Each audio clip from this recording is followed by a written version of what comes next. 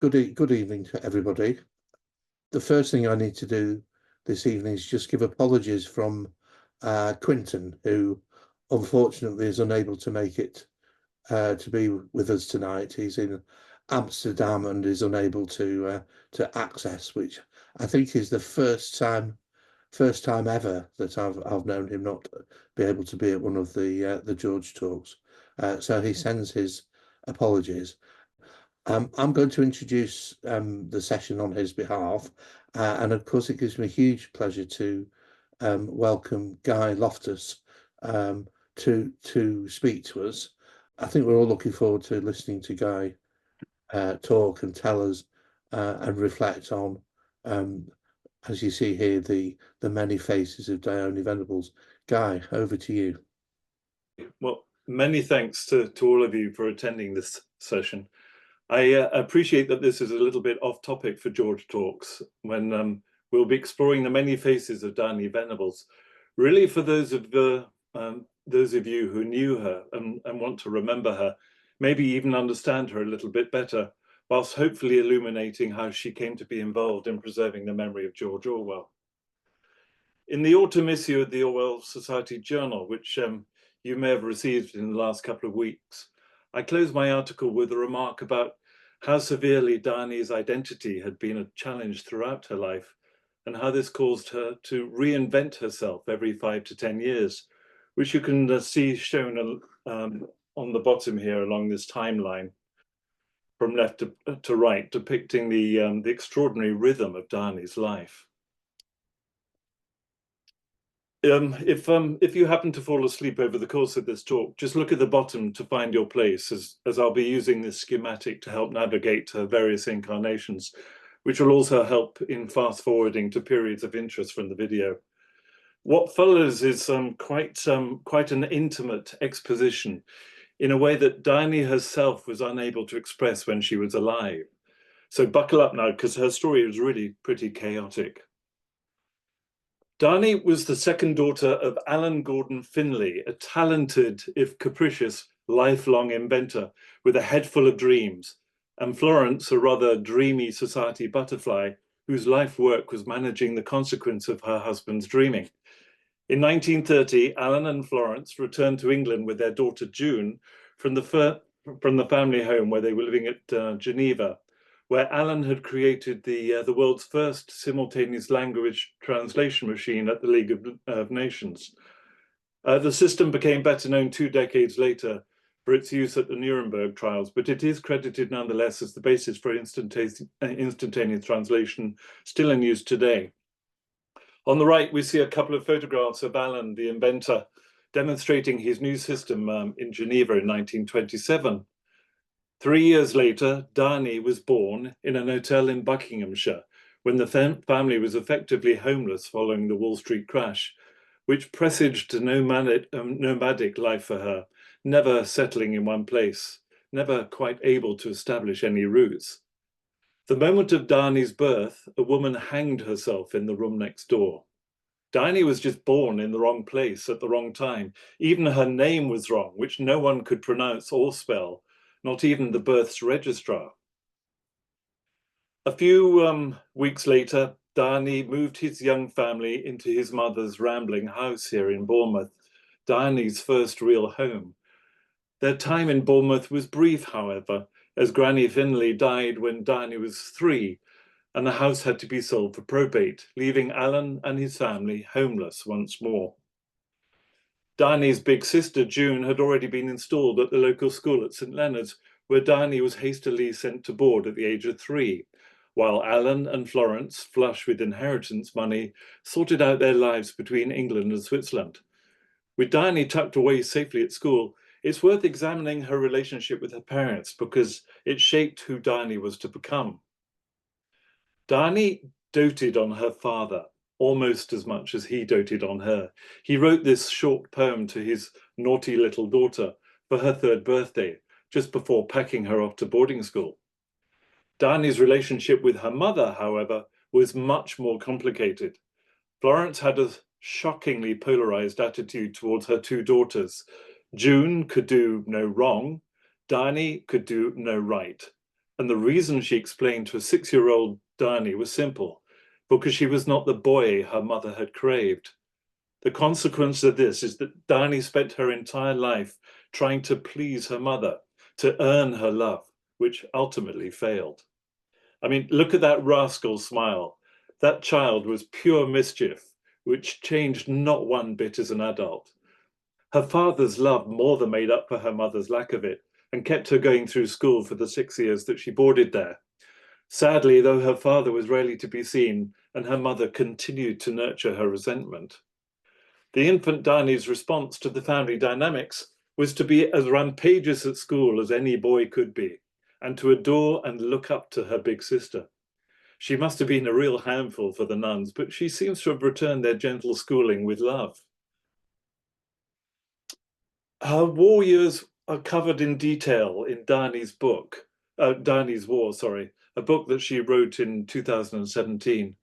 Dione and June were removed from boarding school in 1939 to live in the family flat in Kensington, London, as fears mounted that war with Germany might focus attention on Britain's exposed coastline where the boarding school was located. Dione had become vaguely aware that her father was working on secret projects for government, seeing models of bombs suspended from parachutes and experiments on degaussing ships to avoid mines. From the moment that war was declared, we lose track of Alan, who dips mysteriously in and out of Dione's own story. When the Blitz began in 1940, it forced everyone living in urban areas, including London, to rethink where their children lived. Alan and Florence made the difficult decision to send the two girls off to Canada to live with an aunt there.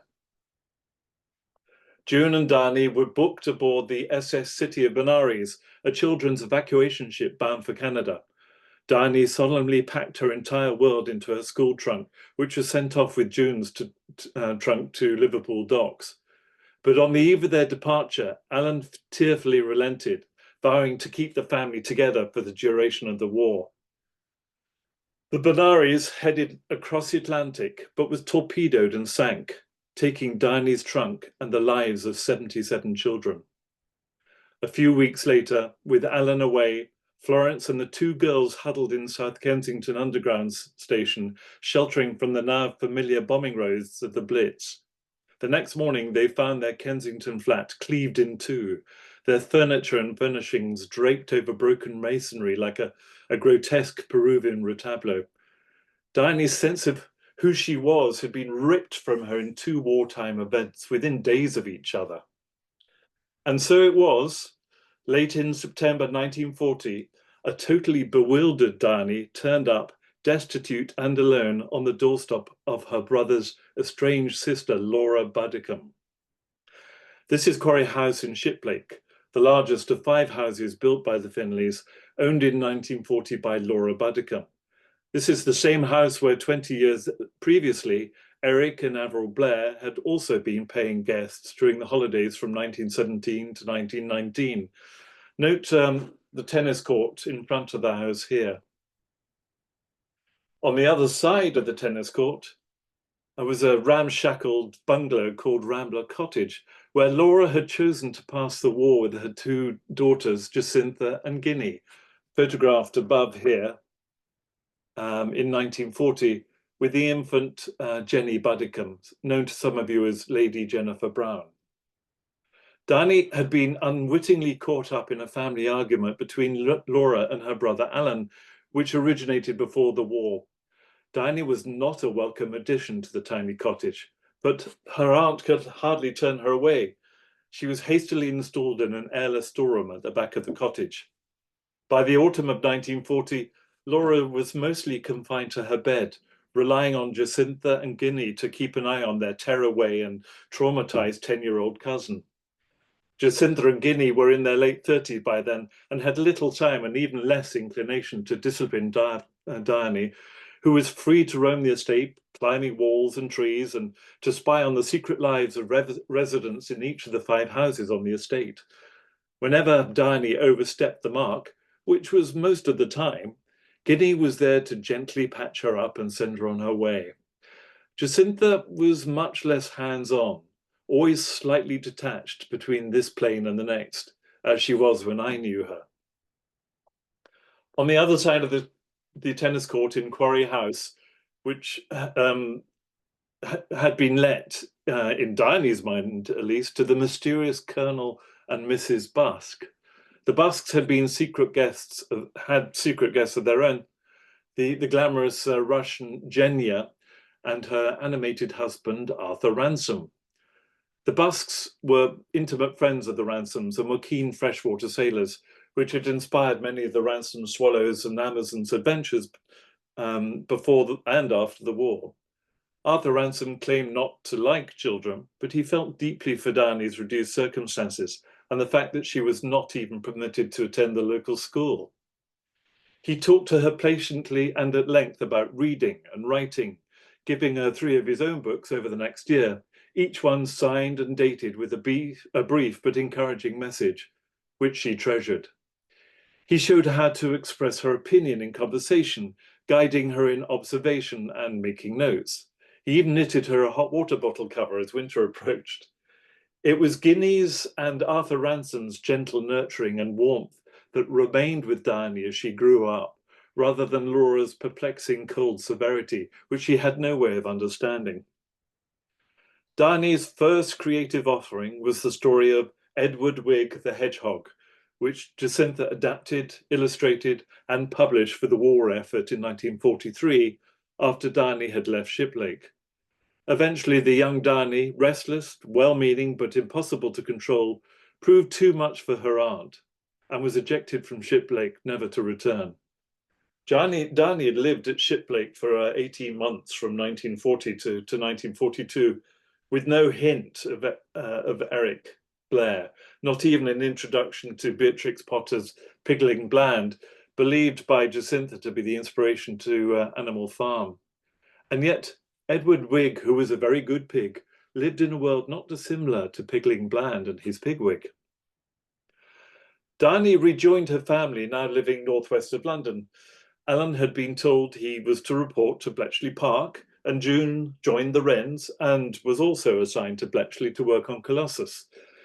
But for reasons I don't yet fully understand, in 1943, Florence and Dione were sent across London to live in a friend's house in Kent, in what was known then as Bomb Alley. Dione and Florence were nothing if not resilient. When they arrived, Dione started collecting information in the way that Arthur Ransom had taught her, making notes about her observations, jotting down minutiae, spotting enemy planes and ticking them off in her aeroplane identification book, like any tomboy of the period. As 1943 merged into 1944, the streets outside their house began to fill up with hundreds of soldiers and militaria of every kind. Preparations for D-Day were underway. Approaching 14 years old, Dione was starting to bloom, and the soldiers had noticed. So after a time, she was not permitted to talk to them anymore. Then suddenly, all soldiers and equipment were gone in the middle of the night, seemingly without a sound. The invasion had begun. A few days later, Dione noticed something in the skies that was not in her identification book. She recalls 2 Spitfires swooping around a strange-sounding enemy aircraft. She thought they must have damaged it because there were flames coming out the back. Then suddenly the nose of the strange aircraft dipped, and it just dropped out of the sky. She screamed triumphantly at the success of the Spitfires, which was followed by a huge explosion as the small aircraft hit the ground. The radio later explained about the flying bombs, which had just started appearing over London. That awful sound of a gurgling engine suddenly cutting out. Total silence prefaced devastation, which haunted her, as you can imagine it must have done every child who heard that sound. On the morning of the 15th of June, 1944, Dione, Florence, and their lovely host, Nesta, were alerted by air sirens. Dione quickly scrambled into the cellar, while Florence was caught on the cellar stairs the moment that everything went dark. Dione's harrowing account of what followed still brings tears to my eyes when I read it, shifting between consciousness and unconsciousness, breathing dust, blood, pain, and darkness. Eventually, Dione and Florence became aware of each other.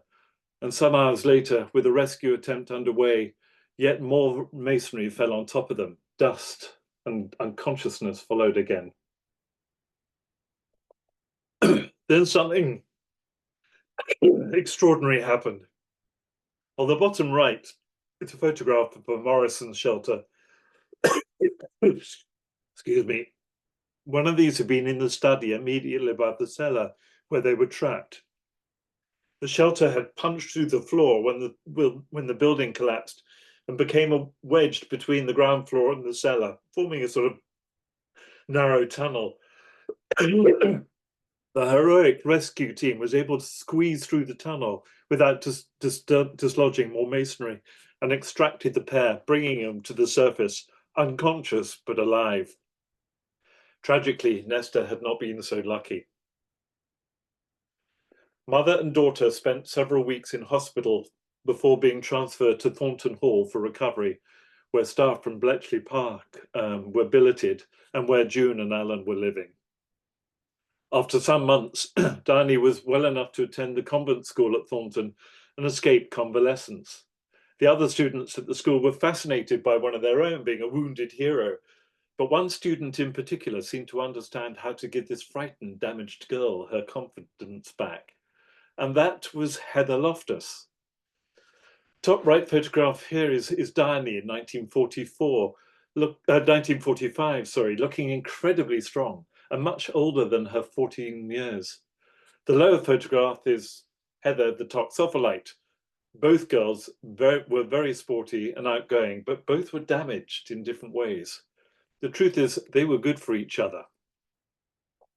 Heather taught Dione to ride horses, and before long they were riding the 8 miles between Thornton and Tinchwick Hall, which was Heather's family home. Tinchwick Hall was filled with music and laughter. Heather's parents were notorious party animals who appeared wild but never judged anyone, the complete opposite to Florence, who just did not approve. At the heart of the house was a grand piano where the family would gather around to play jazz tunes, some of which Dione would sing to, often accompanied by Heather's brother, Geoffrey. Before long, Heather's father was teaching Dione to fly in his gypsy moth, mostly because Heather refused to. This picture here shows Heather, who is afraid of aeroplanes, and her father, who is afraid of horses, overcoming their fears in their particular way. But you get a sense of who they were. When the war ended in 1945, Heather and Dione were found climbing the 3-story roof of Tinchwick Hall, wrapping bunting around the chimney stacks and draping it over guttering. There was a recklessness about Dione that just needed to be controlled. Harsh words were exchanged, but with much laughter. For the next 5 years, Tinchwick Hall became the home that she had never had, and an ever-present family who welcomed her as one of their own. When Dione sang at the piano, she was increasingly accompanied by and spent time in the company of Heather's brother, Geoffrey. And it didn't take too long for these two to be drawn to each other. And in 1949, Dione and Geoffrey married. In the meantime, Dione's inventor father, Alan, had returned to Geneva to reignite his business ambitions. The early 1950s were contented years of motherhood for Dione, and were the best years that Dione and Geoffrey had together. Geoffrey was studying for an engineering degree where they were living in London, and where they had their first daughter, Nikki, in case you thought this was Orson Welles. 2 years later, daughter Sally arrived, and the young family moved out of London to cleaner air in rural Sussex, to this remote but very pretty house. On the surface of things, things were going well, but a storm was gathering in the shape of Dione's father, Alan, who had returned from Geneva having failed to start a business. Alan may have been a talented, if nutty, inventor and a lovely grandfather, but he had no clue about business or how to handle money. And so Dione and Geoffrey ended up supporting his increasingly lavish lifestyle, as well as nurturing their own growing family, and all of this before Geoffrey had even started working. When he did start, he spent the weeks away from home, coming back to Sussex at weekends exhausted. which is kind of when I turned up. Alan and Florence were becoming difficult to manage. So Geoffrey set Alan up in a new business in France. The business predictably failed, and in 1957, Alan and Florence moved into Dione's house in Sussex. Florence took over the running of the house, pushing Dione out to work, and with both Geoffrey and Dione working away from home, well, you can see where this is headed. The marriage started to crumble. 10 years into their marriage, Dione became an air hostess, flying initially with overseas aviation, which operated barely airworthy ex-military cargo planes converted into passenger liners. The aircraft had very limited range, which meant stopping over in sometimes unlikely places. Dione, now 28, was appointed #1 hostess, responsible for the generally much younger hostesses on each flight. In 1959, her aircraft was forced to land at the capital of the Belgian Congo, in the middle of a military rebellion there. The plane was immediately boarded by rebel soldiers who seized the crew, taking them off the aircraft. The women were separated from the men and held in different buildings for a number of hours. As you can imagine, Dione feared for the safety of her charges. She kicked up a storm with her captors and demanded that they be allowed to rejoin with the rest of the crew. I would love to know how this actually developed, but apparently she insisted on speaking to whomever was in charge, who turned out to be a Colonel Mobutu. To his credit, Mobutu, later President Mobutu, listened quietly to her concerns, and the crew were reunited. Not long after, they were allowed to board the plane and leave. I spoke to one of her crew at Dione's funeral last year. It seems she habitually mothered the younger hostesses, giving them lifts to and from the airport as the only one who actually owned a car, always looking out for them when they needed help. Dione continued doing aid relief and refugee flights into 1960, when she joined Freddie Laker and British United Airways on government-chartered troop flights to East Africa at a time of huge upheaval, as the former British colonies of Uganda, Kenya, Tanganyika, and Rhodesia transitioned to independence. Reckless as ever, Dione seemed to court jeopardy, never having learned how to exercise caution, but she always maintained a sense of fun. On 3 occasions, she took her children on wild, spontaneous flights, each with their own African odyssey, each with their own priceless memories and adventures never to be forgotten. None of what she did flying, however, changed the fundamentals of what was happening at home. Alan died in 1959, and Florence eventually moved out of their home. Dione and Jeff moved house several times in an effort to make their marriage work, but something had broken. It was on a scheduled flight to Singapore in 1962 when she met Dione Venables. 2 years later, they were married in England, and the new Dione Venables became a naval officer's wife. For a couple of years, she'd been writing articles for local newspapers and national magazines, but when she married John, she published a short but ferocious satirical piece about being a naval officer's wife called Come to Coffee. The piece was a foretaste of Ira Levin's now classic The Stepford Wives, savagely attacking the shallowness of the merry-go-round that officers' wives are subjected to, something of a departure from her normal style that can't have won her many friends in the Navy. For Dione, Come to Coffee became a subversive trope aimed at undermining all forms of authority. The rebellion in the piece consolidated a small but lifelong core of friends who never deserted her. We all love a rebel, don't we? In 1966, John and Dione got lucky and were posted back to Singapore, where they adopted their daughter Juliet, whom everyone adored from the moment that she arrived in the family, but who was also to have an unsettled nomadic upbringing. In 1968, John and Dione had a holiday in Malta and instantly fell in love with the place. So much so that they bought a holiday flat converted from a traditional Maltese courtyard villa overlooking an orange grove, located in a remote village in the middle of the island. 18 months later, they couldn't believe their luck when they were posted to Malta. living in their rather bohemian flat, some removed from the normal naval expat life centered around the Grand Harbour seen here. The history of the island fascinated Dione. It wasn't hard to get swept up by the intensity of the Ottoman siege of Malta in 1565 and the saga of the Knights of Malta garrisoned in the fort shown here against the might of the Ottoman Empire.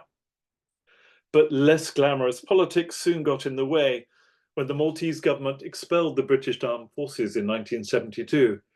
This is a publicity photograph taken by the British government to mark the 1,000th evacuee from Malta, who happened to be daughter Juliet, duly escorted down the stairs to waiting photographers with Dione in tow.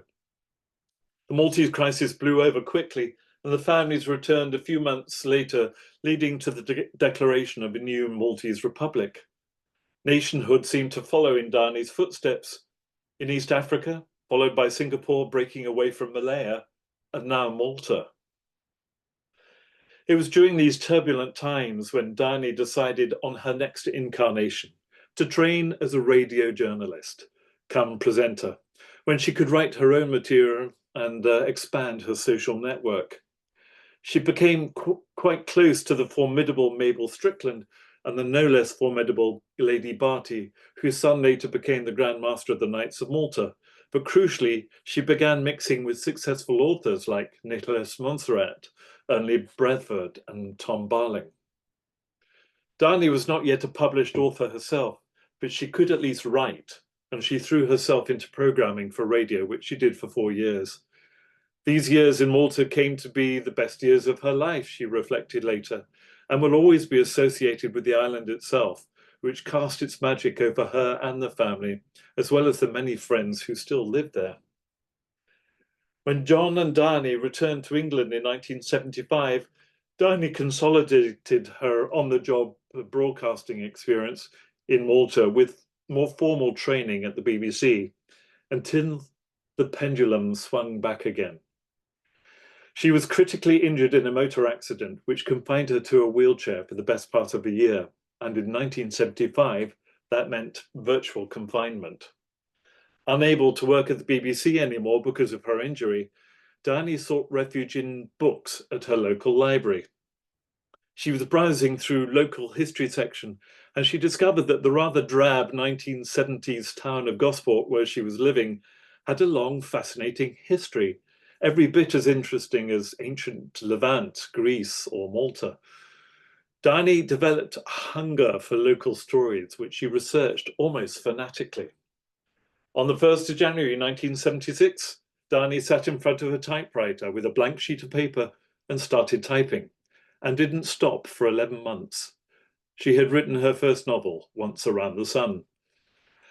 I'm not going to attempt to sell you our mother's novels because I've always been her fiercest critic. But the book was rich in carefully researched detail, bound together in a sleeve of total fantasy. Dione left the completed manuscript of Once Around the Sun with a friend and forgot about it, while she and John started on their next 18-month adventure on the island of Paxos, where John, having left the Navy, had found a managerial job running a small holiday island. Meanwhile, Once Around the Sun somehow found its own publisher and sold quite well, encouraging her to write a sequel, which she researched in 1978, mostly in America. The next 5 years saw John and Dione going in different directions. John then got a job in Oman, and Dione returned to Malta, where she published her next novel. In 1981, Dione returned to England and bought a cottage outside of Chichester, researching local history once again for her next 4 novels. It was during this period in the early 1980s when Dione started getting more involved with her old cousins. Jacinta in particular commented constructively on her characterizations in her new novels. Together, they also researched their own family tree. Dione visited Australia, guided by Jacinta, and bit by bit, Dione learned about her own identity, shared with her cousins. By the time they'd completed his assignment in Oman in 1984, John and Dione were ready for yet another new beginning. I always imagined that every retired sailor's dream was to own his own pub on dry land, which is precisely what John and Dione did. They pulled together their combined savings, and bought a lovely pub. He managed the bar, she the kitchen, living the dream without really knowing what they were doing, but they didn't really need to because they were natural hosts and people were important to them and were drawn to them. The problem was that the village was not large enough to support one thriving pub, but it already had three. They remained at the Red Lion in Upper Wardington for as long as the money and their emotional energy permitted, but there came a time when they just had to sell everything to cover mounting debts. Homeless refugees once more, John managed to get a job as a burster in a convent in Chiswick, while Dione had an idea to start, yes, a new business as a publisher. This is a photograph of John and Dione at Chiswick House after they had lost everything, trying once again to reinvent themselves. Always upbeat, forever climbing towards the light. Dione created an audiobook company called Soundbeam, lining up a series of actors to read a number of titles she had acquired options on, from well-established authors, some of whom were friends of hers. Her timing was unfortunate. Talking books was an emerging market, but was quickly dominated by established multinational players, squeezing her out. The bank foreclosed on her loan, and that was it. Time for a rethink. John and Dione's 25 years together had been a roller coaster journey. Air hostess, expat wife, broadcaster, novelist, publican, and latterly publisher. Moving house almost every year to establish a better life, John and Dione finally retreated to a small cottage just outside of Chichester and took the opportunity to be together and be themselves. They actually slowed down and were able to truly relax, perhaps for the first time in Dione's life, to settle and establish roots and retire gracefully. John played golf and Dione focused on him, making a conscious effort not to write, which is fundamentally a selfish pursuit. Chichester also allowed her to reconnect with her now quite elderly Jacinta and Guinea, visiting them twice a week to help them out with shopping and general chores around the house and garden, refocusing the conversations on George Orwell and discussing the cousins' memories of young Eric Blair, which I described in the OSJ article this month. As we know, Jacinta died in 1993, then John died in 1996, and the bottom fell out of Dione's world. John had been the bedrock of our family, and his death hurt all of us, but none more acutely than Dione. She was soon scooped up by her network of friends who signed her up for a course in miniature painting, and Dione turned out to be rather good at it. So began the next phase in Dione's already complicated life. Dione was a good artist, an excellent draftswoman, with a keen eye for detail. In 1997, she lost herself in the infinitesimal, the rarefied world of miniature painting, turning out 4 to 10 paintings a year until 2005, when she could no longer hold her hand steady. I won't take you through all of her work, but learning, painting, exhibiting, becoming secretary of the August Society of Limners, which is what miniaturists actually call themselves, all helped Dione to extract herself from the loneliness of mourning John and keep going without him for a few years. Her prints are still being sold to support the Alzheimer's Society today. In 2003, Guinea died. The two sisters had left Dione their photographs, publishing rights, and a modest sum of money in the hope that one day Dione would be able to breathe new life into the memories of Eric Blair. Dione was puzzled by this initially, exploring options for adapting Eric and us to audiobook and then to screen, but neither idea progressed to development. Jacinta was an enigmatic character who tended to speak in riddles, which enhanced the sense that she was a very private person and really quite shy. But be in no doubt, that she commanded the room when you or she entered it. Note the three shades in the background of this portrait by the artist and friend Anna Zinkeisen, representing the three prominent men in her life, one of whom, of course, was Eric. Dione really wanted to unlock her code and arguably came closer to achieving that than anyone else, which can be read in her diaries at the Orwell Archive at UCL. Jacinta asked Dione to publish things about her life after she had died, things that she couldn't talk to about herself. Dione made exactly the same request to me about her life. In the early hours of March the 13th, 2006, Dione decided to honor her cousin's wishes by issuing a reprint of Eric and Us to include an index, which had been missing from earlier print runs. The next day, she sent out marketing packages to book distributors to see what sort of a reception a reprint would attract, and the response was huge.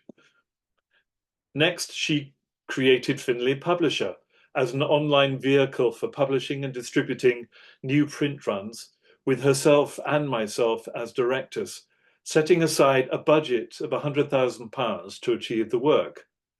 Creating a budget was important for Dione because she had, like her father, always been hopeless with money. A budget disciplined her. She then signed up a marketing manager to increase publicity, and in August made the first print run of 300 copies, sending out thousands of flyers. Copies of the book piled up in her small cottage, ready for what would be online purchases through Finley Publisher. For most of us, that would be chaotic, but Dione just loved taking in orders, packing up books, doing the invoicing, labeling everything neatly, and then sending them off. She had this amazing systematic librarian mentality, showing that eye for detail. In the meantime, Gordon Barker nudged her into adding a postscript, which went into the second print run of 500 copies, followed 2 months later by another 500. By now, Dione's little cottage was having difficulty coping. As is so often the case when you're not actually trying to make any money, by the end of 2006, she had broken even and was able to afford a professional distributor to take over from her. As for what happened next with Peter Davison, Richard Blair, Liam Hunt, Dione slowly got age confidence with their support. And at the age of 17, she started her blog and online chat forum. Age of 76, did I say 17? She started her blog and online chat forum, which became Orwell Direct. What followed was a period of sometimes quite heated debate between revered academics like Sir Bernard Crick. The hardest part was building trust with the media, but mostly with literary heavyweights with long established positions of authority.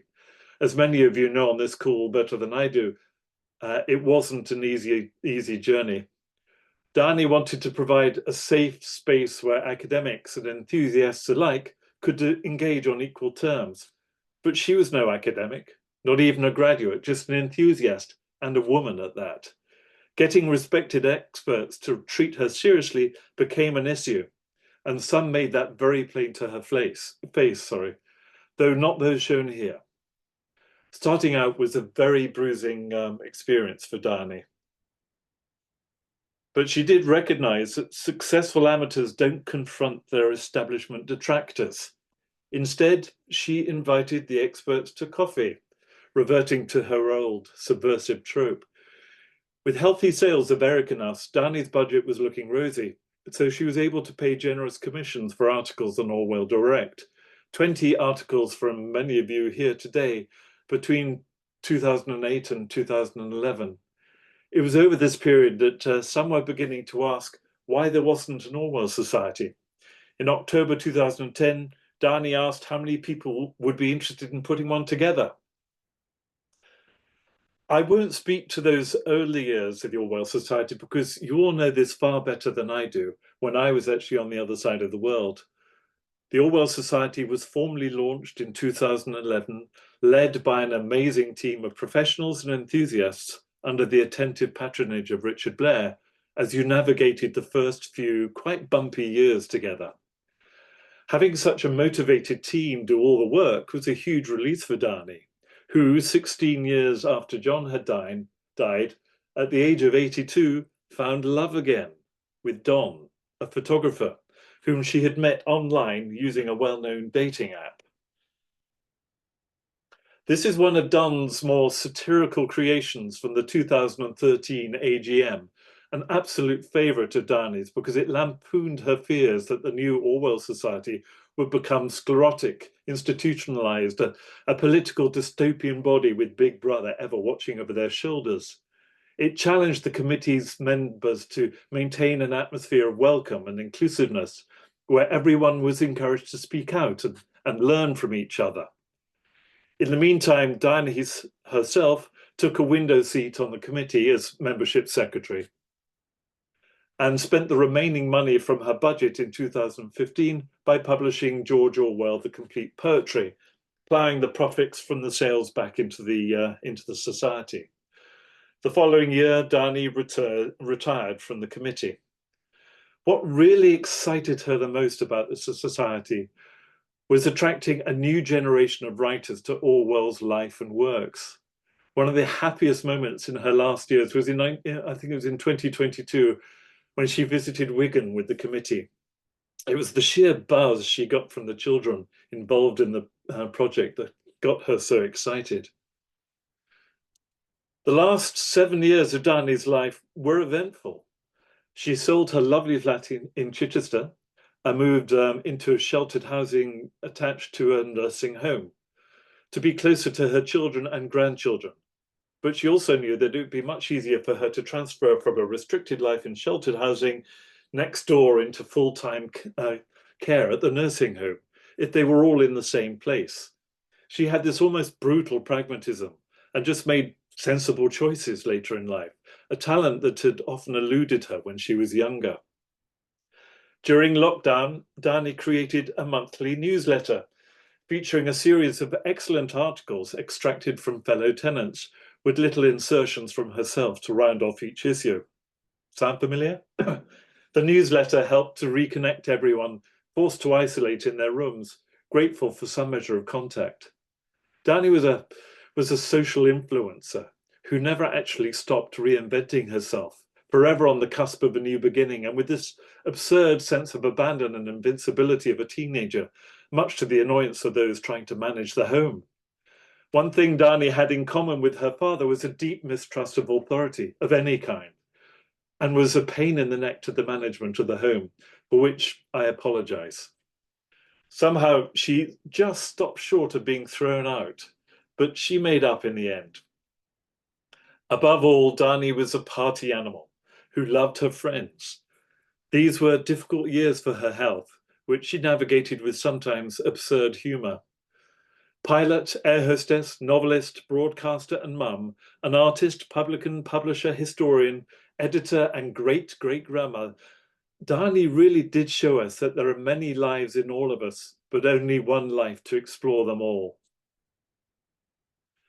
And she did so often with irreverent humour, often outrageous. She shared George Orwell's mystifying delight in tawdry McGill-style seaside cars, which is way beyond me. Dione, the party girl, just wanted everyone to have a good time. And she did that a month before she died with the party at Up Waltham, the Bang to go out on. And it worked. Despite severe illness in her last years, she never stopped doing what she wanted to do. The only reason she lasted for as long as she did was because of her family. And I don't mean her children or even her great-great-grandchildren, all of whom she loved beyond measure. I mean the family friends she cherished along the way, all of you amongst them. This photograph was taken by Quentin not long before she died, surrounded by her family and the things that she loved most. We have no idea how Dione will be remembered, depending on what we make of what she has left for us. From her, we have seen that crisis became opportunity, which tended to tumble back into crisis. each representing change in Dione's chaotic life. And it is change that drives narrative. For someone who enjoyed cheesy, sometimes bawdy humor, this statement fits that narrative quite well. For all of her invention and reinvention, for me, Dione's greatest achievement, apart from raising us children, was in creating a safe space where literary enthusiasts, academics, mavericks, and young talent could coexist in an environment of mutual respect. That space started as Orwell Direct and became the Orwell Society. I believe it is the collaboration arising from that conviviality prevailing in the society today, which has so enriched scholarly endeavor and is potentially Dione's greatest legacy, keeping George Orwell's life and works relevant for future generations. Dione's ashes were scattered 4 weeks ago at this church nestling in the South Downs, together again with Dione Venables. I just wanted to thank you for this absolutely fascinating talk. And I just thought it's a book in itself, that you can probably publish it as a book with pictures and photographs, because it's such an incredible life. And your talk was so witty and so brilliant that I really, really enjoyed listening to it, although I knew a lot, but not everything. And just when you hear the whole story, then you appreciate it more when you hear all the detail and all the changes. My question is about Dione's books, and that is she wrote them under a pseudonym, didn't she? She didn't want to use her own name, or why did she do that? Yeah, she wrote them under her maiden name, D.G. Finlay, which is Dione Gordon Finlay. And she used, it was traditional in those times to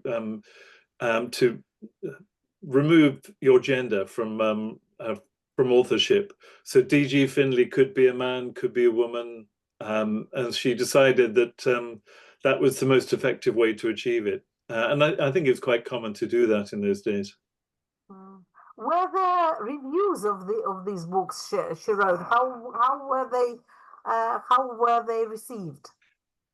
They were generally quite well received, and I have to say they were not literary masterpieces. As I said, they were. I used to call them spanking good reads, something you pick up at the airport, read on the aeroplane, and then forget all about when you landed.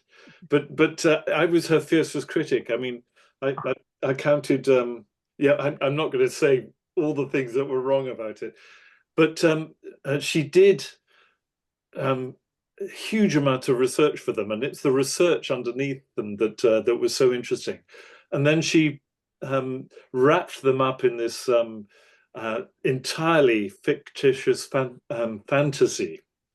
So all of her characters were real, and all of the events were real, except for two characters who would have some sort of mystical relationship with the rest of them, and that would be the glue that would bring all these events together and these people together. And it's a bit of instant nonsense, really, but she enjoyed researching them.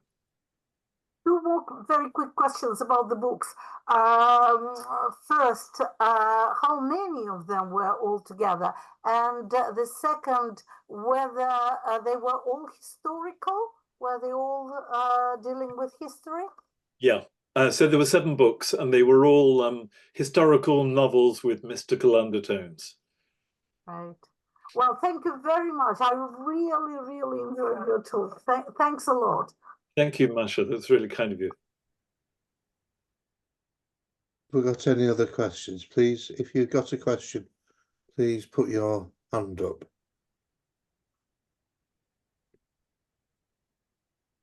Any other questions? I have to say that I think that biographies are kind of rhetorical. It's you said, Masha, very kindly that it was you enjoyed the talk, but frankly, I find everyone's lives fascinating. I do a lot of biography writing on Wikipedia, and I've never met someone whose life hasn't intrigued me. So finding out about my mother in this way, and then using the some of the biographical tools to actually make sense of it, gave me an opportunity to see the construction of a biography in a very intimate way, and I really appreciated doing that. But some of the detachment of a factual detail was of course important to me, but it still has to be alive. The narrative is about who somebody is and how they became the person they were, and you judge their character by their actions, and I find it fascinating. Okay. In which case, unless we've got any other questions, I don't see any. Can I ask something else quickly? Yeah? Of course you can. Because you know, I'm not a writer for Wikipedia, but I'm a great reader of biographies. Of biographies on Wikipedia, because I think you are right, because the human life, with all its developments and ups and downs, it's always interesting. But the question that I didn't ask, because I was so concentrating on the books and on Dione's life, was I don't know if she shared it with you. What was she particularly attracted by in George Orwell's writing? I know she made this book of poetry, but in terms of you know, his books, what was she mostly, because we know, I talked to her many times, but basically not about this. What made her, apart from family connection, and apart from him being a great and famous writer, did she have any personal interest in any particular books that he wrote? She, as someone who wrote books herself, she wasn't really interested in his books. She was completely spellbound by his essays. And she had a number of essays that were favorites of hers, and she sent me a list of them and implored me to read them. And I'll share that with you at offline sometime. But it was really his essays that turned her head. I think if she had a favorite book, I suppose it might have been Animal Farm, but she had no political instincts, and no, surprisingly, despite all the revolutions or changes of government, and her own recklessness traveling around the world as governments came and went, she had no outlook on political correctness. Okay. And I mean that with a large P than a small one. Thank you very much. I think we have a question. Now, I'm not sure whether it's Peter Stansky or Felicia Nimu. Yes, thank you very much. Terrific talk. How did she come to, what hasn't been mentioned, it seems to be the paradox of her relationship with Orwell, sort of originated or had much to do with the, so to speak, scandal. Of course, what one immediately thinks about in terms of Eric and Us is young Eric's attack on Jacintha. And you know, there's always seemed to me to be a sort of tension or paradox that obviously Orwell is a hero in many ways and the center of our interests and a magnificent writer and thinker, but yet Diane's connection begins with this not credible story. I mean, how did she come to terms with that? Yeah, it's a very good question, Peter, and it's one that I kind of expected someone of your depth and breadth on this subject to want to understand better. My next challenge from Quentin is to write Jacintha's story, and because I've inherited all of her letters and things, and I've been talking to other members of the family, and I'm going to put something together. I think there are a number of things that generations can't say themselves and that they pass on. Jacintha was, as Richard Blair reminds me, has reminded me a number of times, Jacintha was very much Eric's elder. Eric looked up to her for guidance and challenge. He listened to her sometimes and didn't at others, but she was very much in control of their relationship.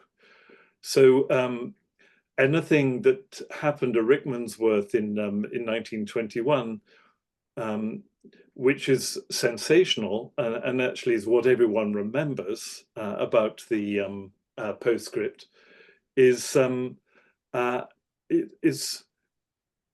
not what some people would like to characterize it as.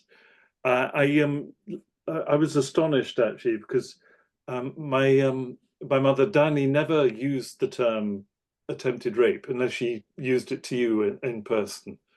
She never said that Eric had attempted to rape Jacintha. That expression was concocted by Catherine Hughes in her review of the postscript. And then Catherine Hughes said, but it's more like a fumbled adolescent fumbling. So it's as soon as you get those words, attempted rape, into the public sphere, they take on a life of their own. And I think we all know this, and we've all seen it, and it then gets picked up by people who want to use it for their own purposes. But actually, she never said that. It was Catherine Hughes, in a remarkable twist of journalese, that created that. Now, as you very interestingly pointed out, yes, that deeply troubled Dani, so much to the extent that she actually had forgotten that she had never actually said that that Eric had attempted to rape, because Jacintha, because everyone asserted that she had, but she hadn't. She never wrote it, and she never said that to in public. But she may have said it to individuals. I don't know. She certainly never said it to me. And so these things do take on a life of their own. Now, if she were to have had a weakness, it's not to recognize the power of her own words, not to recognize that certain assertions can take on a life of their own. And so she got quite confused, I think, between at the end what had actually been said and what she herself had written in the postscript, but it's not there.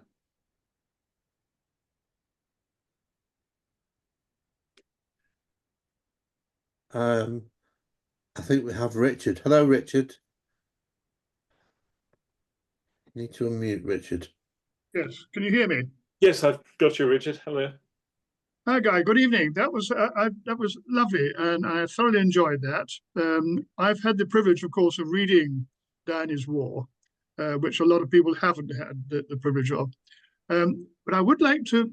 This is not so much a question as the genesis of the Orwell Society, in the sense that there was a huge amount of tin tacks, as one might put it, put upon the road to when Dione said she would like to start an Orwell Society.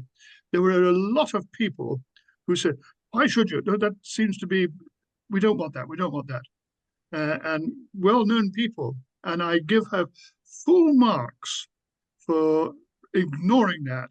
And she forged ahead as only Dione could do so, and start the Orwell Society, which I would like to think has been a very successful enterprise. Thanks for that, Richard. I gave that a little bit of a light touch because I didn't want to make too big a thing of it. I got it daily from my mother, from emails and letters, and when I was back, she had a bruising experience, but nonetheless, it didn't stop her, because I think in the end she realized there were people like you who were there to support her. And with the strength that you, Liam, and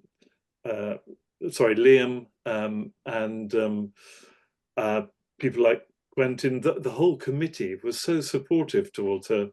It became less of an issue. Nonetheless, she was determined. She had her budget.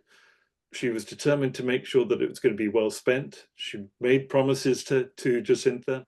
And it was no longer just about Eric and us and Jacintha. It was much more focused now on George Orwell, his life and works. And for her, that was a much better gift to Jacintha than just Eric and us. Yes, I also, I'm just quick. I quite agree with you about the so-called quote unquote rape of Jacintha. As you say, it was merely the fumblings of a quiescent young man who didn't know what he was doing, and she was totally in charge of what was going on, and she smacked him down. And I think it's a terrible shame that when it all transpired in the end, I think that there may well have been a spark had she met my father later on, when he came back from Burma and he understood what had happened to her, and she to him, whether there might have been something different. I've got a working hypothesis about that, Richard, and I'm going to be working on it over the next year, picking up primary data and really really trying to knuckle down on it. I think I'm getting a much clearer view of what was going on in his mind and her mind at that time, and it's kind of interesting. I'll share it with you offline at some point. Yeah, I mean, there was in the end there was hail and farewell, and farewell and hail. Those two letters that crossed in 1949, which were very poignant. And 3 telephone conversations that we don't really have any insights on. But I'm going to see what I can find in Jenny's attic. I think my father, had he survived, I think he would have loved to have gone back to getting into contact with her. You know, there's often a gap. He was 15 when he became enamored of Jacintha. She's 17. That's a huge gap at that age, but nonetheless, he looked up to her and became infatuated with the idea that there was someone out there who could actually guide him. And throughout his life, he learned from the women in his life who were better than him. He actually changed himself to and accepted that there were the people out there who knew what was better for him than he did, and that to me is the mark of him, that he actually developed himself through others, and I think it's I'm just starting to get some overlap between how that relates to his ideas of romance, as well as Jacintha's. Jacintha was much more detached, I think, than he was, you know, he had 5 years to contemplate their relationship, and had almost nothing to guide him into believing that it was reciprocated, and yet he was determined to make sure that that particular door was either opened or closed. And it's very interesting dynamic that I'm exploring at the moment. Oh, what might have happened? Yeah, so I think you got off lucky, actually, Richard, because I'm not sure she would have made a great mother. Well, I also had that problem with Sonia as well. Really? So Yeah, there a we tough go. one. I survived a lot. Yes, indeed. Any other questions for Guy at all? There's nobody else with hands up, so I think it's after 7 now, guys. So Yep. thank you so much again for the roller coaster and the insights, and obviously the stories. There's more to come, which is great to know. Can we all please just unmute ourselves and thank Guy in the usual way?